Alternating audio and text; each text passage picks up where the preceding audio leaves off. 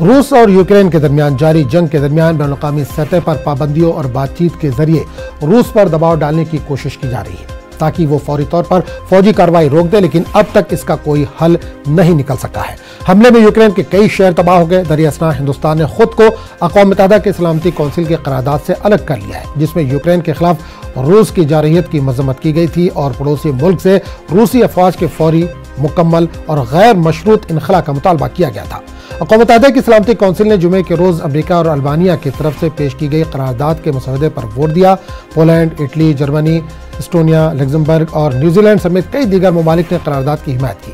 करारदाद के हक में 11 ममालिक ने वोट किया, जबकि हिंदुस्तान, मुत्तहिदा अरब अमारात और चीन ने वोटिंग में हिस्सा नहीं लिया।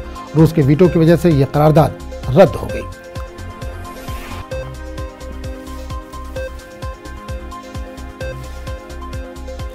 इस पूरे मामले पर बात करने के लिए सीधे रुख करेंगे दिल्ली का, जहां से नुमाइंदे शैलेंद्र वांगो इस वक्त जुड़े। शैलेंद्र, रूस और यूक्रेन के दरमियान जंग जारी है, आज तीसरा रोज है, किस तरह के हालात हैं वहां पर? देखिए, रूस के तरफ से जो हमला हुआ है यूक्रेन पे, उसको लेकर यूक्रेन के जो प्रेसिडेंट ज़ेलेंस्की है, उन्होंने कल एक स्टेटमेंट दिया है जहां पर उन्होंने बोला है कि यूक्रेन की जो राजधानी है की वहां पर लगातार बमबारी हो रही है, सभी डायरेक्शन से बमबारी हो रही है। और हालांकि उन्होंने ये भी कहा कि यूक्रेन में जो सरकार है, ज़ेलेंस्की सरकार जो है वो अब तक कैपिटल छोड़ के भागी नहीं है, वो वही है और मिलकर वो मुकाबला कर रहे हैं।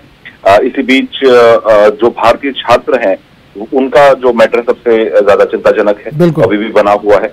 हमारे पास जो जानकारी है उसके मुताबिक मुंबई से एक फ्लाइट टेक ऑफ हो चुकी है पड़ोसी मुल्क के लिए, ताकि वहां रोमानिया के लिए, ताकि वहां से भारतीय छात्रों को वापस निकाला जा सके। और जिन्होंने कल करीब 470 स्टूडेंट्स ने कल क्रॉस ओवर किया, उनको वापस भारत लाया जा सके।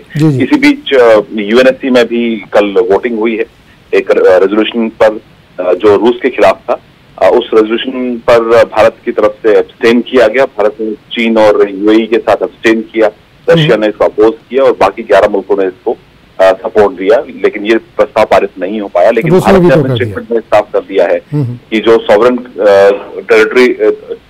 कंट्री जो टेरिटरी होती है, टेरिटोरियल इंटीग्रिटी जो होती है, उसका सम्मान किया जाना चाहिए। यानी इशारा में उन्होंने रूस को ये बोला है और कहा है सभी देशों को इसका पालन करना चाहिए। हालांकि डायरेक्टली रूस का नाम लेके ये बात उन्होंने नहीं कही है। भारत अपने स्टैंड पे कायम है कि बातचीत के जरिए ही इस मसले को हल किया जाना चाहिए। बिल्कुल। शैलेंद्र, एक चीज और जानना चाहूंगा, अमेरिका रास्त तौर पर या डायरेक्ट इन्वॉल्व तो नहीं हो रहा, लेकिन लगातार ये कह रहा है कि रूस को पीछे हटना चाहिए, या इसके अलावा कई तरह की पाबंदियां आयद करने की बात कही जा रही है, कई तरह की पाबंदियां आयद भी कर दी गई हैं।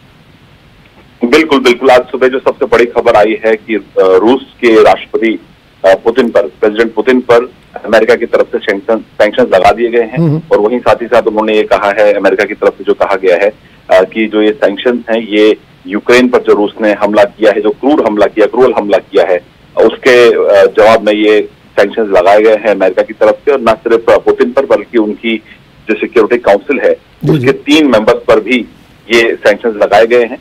और जो ट्रेजरी है, अमेरिकन जो ट्रेजरी है, उन्होंने सैंक्शंस लगाए जिसमें रूस के विदेश मंत्री लावरोव का नाम भी शामिल है। तो कहीं ना कहीं अमेरिका लगातार दबाव बनाने की कोशिश कर रहा है सैंक्शंस लगाकर, लेकिन ग्राउंड पर जो इसका असर है वो दिखाई नहीं दे रहा है। रूस फोर्सेस आज भी वहां पर बमबारी कर रही हैं। और इसी बीच एक ये खबर ये भी आ रही थी कि पुतिन की तरफ से मिन्स्क में, यानी कि बेलारूस की राजधानी में बातचीत को लेकर प्रस्ताव आगे रखा गया है, जिसको पहले इनकार कर दिया था यूक्रेन की तरफ से, लेकिन अब माना जा रहा है कि यूक्रेन भी अब बातचीत के लिए तैयार हो गया है। और मिन्स्क में अब तलाशी जा रही है जगह जहां पर रूस और यूक्रेन के बीच में बातचीत हो सकती है। बिल्कुल। शैलेंद्र, एक चीज और जानना चाहेंगे, रूस और यूक्रेन की फौजी ताकत की अगर हम बात करें तो दोनों का कोई मुकाबला नहीं है। यूक्रेन एक बहुत हल्की, उसके पास जो फौजी ताकत है, लेकिन इसका ये दावा है कि इसने 60 फौजियों को मार गिराया, कई हेलीकॉप्टर जो इनके रूस के उसको भी नष्ट कर दिया है। देखिए, जब इस तरह की सिचुएशन होती है, जब वॉर सिचुएशन होती है, तो बहुत तरह के दावे किए जाते हैं। हालांकि रशिया की तरफ से ये भी दावा किया गया कि ह्यूमन शील्ड की तरह इस्तेमाल किया जा रहा है लोगों को, क्योंकि रेजिडेंशियल एरिया से यूक्रेन फायर कर रहा है।